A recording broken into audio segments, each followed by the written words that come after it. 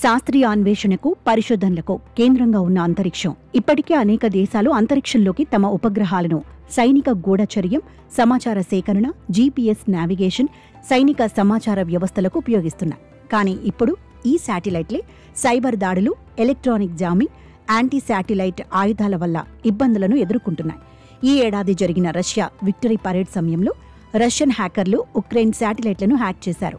మొత్తం ప్రసారాలు నిలిపివేసి విక్టరీ పరేడ్ను ప్రసారమయ్యేలా చేశారు.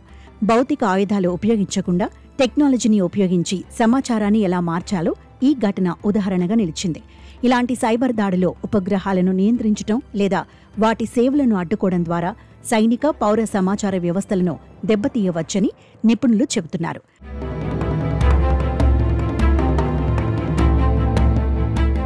ప్రస్తుతం అంతరిక్షంలో అమెరికా, రష్యా పట్టు సాధించేందుకు పోటీ పడుతున్నాయి.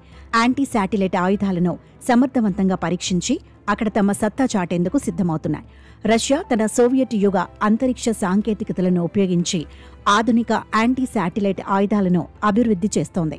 2021లో రష్యా తన కాస్మోస్ 1408 ఉపగ్రహాన్ని నేరుగా లక్ష్యంగా చేసుకుని ఏఎస్ఏటీ మిసైల్ పరీక్ష నిర్వహించింది. ఇది అంతరిక్షంలో శిథిలాల సమూహాన్ని సృష్టించి ఉపగ్రహాలు, అంతరిక్ష నౌకలకు ప్రమాదకరంగా మారవచ్చని నిపుణులు హెచ్చరిస్తున్నారు. ఇక రష్యా తన కాస్మోస్ 2553 వంటి శాటిలైట్లను ఎత్తైన ఆర్బిట్లో ప్రవేశపెట్టింది. ఇవి న్యూక్లియర్ ఆధారిత యాంటీ శాటిలైట్ ఆయుధాలను కలిగి ఉండవచ్చని అమెరికా ఆందోళన వ్యక్తం చేస్తోంది. ఈ ఆయుధాలు ఒకేసారి వందల కొద్ది ఉపగ్రహాలను నాశనం చేయగలవని, దీనివల్ల సమాచార వ్యవస్థలకు ఇబ్బందులు తలెత్తే అవకాశముందని అమెరికా వాదిస్తోంది.